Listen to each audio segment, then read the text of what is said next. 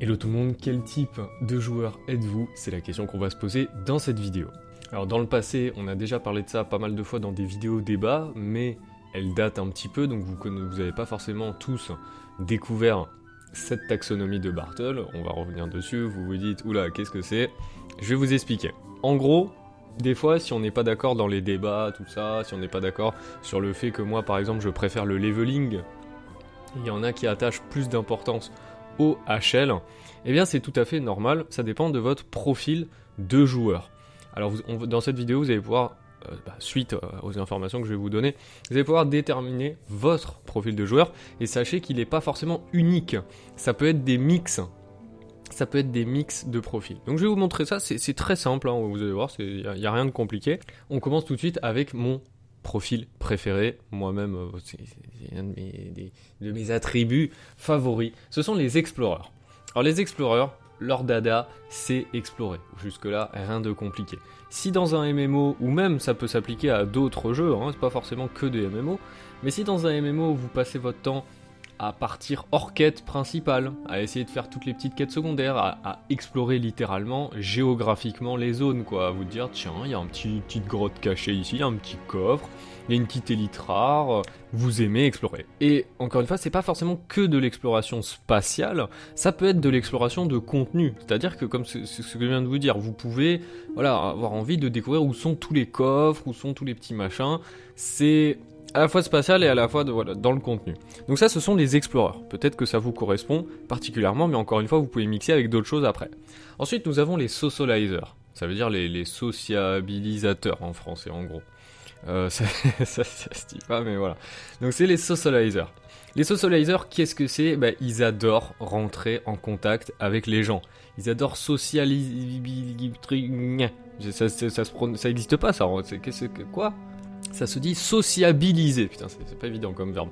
Donc voilà, quand vous allez parler avec les autres, vous allez faire une guilde. Votre dada, voilà, c'est d'être chef de guilde, de recruter des gens, de nouer des liens, de partir en donjon à plusieurs, de vous faire des amis, pourquoi pas. Voilà, de communiquer vraiment. Eh bien vous êtes un socializer dans l'âme. Voilà, et ça se ressent bien sûr dans toutes les interactions de MMO, comme je vous ai listé, guilde, groupe, exploration commune... partage, échange de stuff, tout ça, ça fait partie des échanges, des interactions sociales dans les MMO. Donc vous êtes un socializer à ce niveau-là. Ensuite, nous avons les achievers. Et les achievers, c'est une des choses que je peux le moins blairer de plus en plus dans les MMO et même de manière générale. Et alors, attention, je ne juge pas, mais ça peut tout à fait vous correspondre. Les achievers, c'est ceux qui essayent de tout accomplir au maximum, à 100%, le plus vite possible. Ce sont typiquement les rushers. Les mecs, dès qu'il y a une nouvelle extension qui sort, ils essayent d'atteindre le haut niveau le plus vite possible. Et parfois en sacrifiant un petit peu l'exploration, en sacrifiant un petit peu le plaisir de jouer.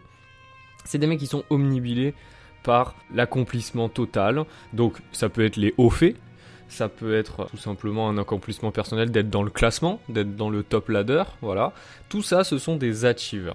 Et de plus en plus, je trouve que ça cancérise de ouf les sorties d'extensions sur WoW, par exemple, sur des nouveaux MMO comme ça. On peut en débattre, parce que, encore une fois, vous pouvez tout à fait être un achiever dans l'âme, mais aussi un explorer, donc vous pouvez être un mix comme ça, et donc prendre du plaisir quand même à profiter des musiques, profiter des environnements, profiter tiens, il y a ce petit monstre, ils ont rajouté telle texture, ils ont rajouté, oh, cette arme, elle est super jolie, voilà. Moi, dans Explorer, j'entends ça aussi, hein, faut bien le comprendre, c'est la musique, c'est profiter, tu vois, un petit peu, explorer le contenu, voilà, c'est ce que je vous expliquais. Et les achievers, c'est un peu l'inverse, ils rush. Mais vous pouvez être un mix des deux, c'est tout à fait possible, et ça ne me pose aucun souci.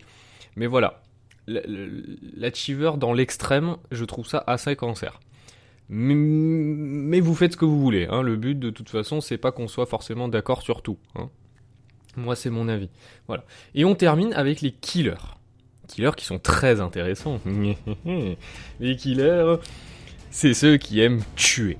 Voilà. Qui aiment pourchasser leur proie, qui ça leur fait plaisir, vraiment. Ils aiment le PVP, quoi. Ils aiment buter des mecs, les faire chier, les spawn kill, tu vois. Voilà. Alors, vous pouvez être un gros enfoiré de killer qui aime spawn kill, qui aime vraiment tuer des mecs plus bas level que vous, etc. Et vous pouvez être aussi un killer tout à fait respectable, genre un chevalier errant avec un code d'honneur, genre samouraï, tu vois. C'est tout à fait possible d'être les deux, ça c'est à vous de, c'est à vous de le savoir en votre âme et conscience. Et puis voilà. Alors on peut préciser quelque chose sur ce fameux archétype du killer. Ça doit correspondre à pas mal de personnes, hein. Moi-même, je sais pas, quand je joue à League of Legends, bah, je suis forcément un killer en fait.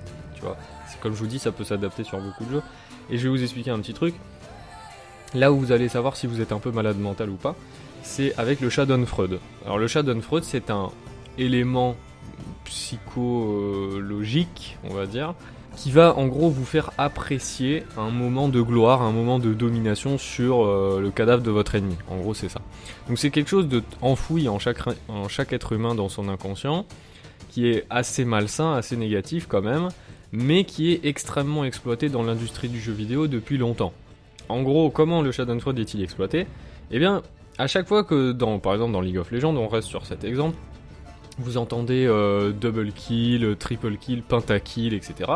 Ce sont des amplificateurs de Schadenfreude. En fait, ça vous récompense, et en plus, ça le dit à tout le monde. C'est ça la perversité du truc, ça le dit à tout le monde. C'est une annonce globale, tu vois. Genre, vous êtes le meilleur, vous avez gagné, vous avez fait un double kill, un triple kill, regardez, ce mec est fort, toi t'es nul. Tu vois.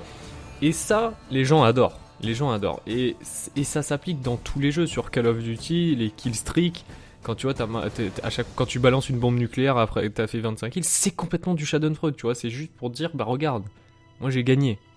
J'ai gagné, toi t'as perdu. Donc voilà, les game designers savent exploiter ce filon, et ils le font depuis très longtemps. Autre exemple, les killcams de fin.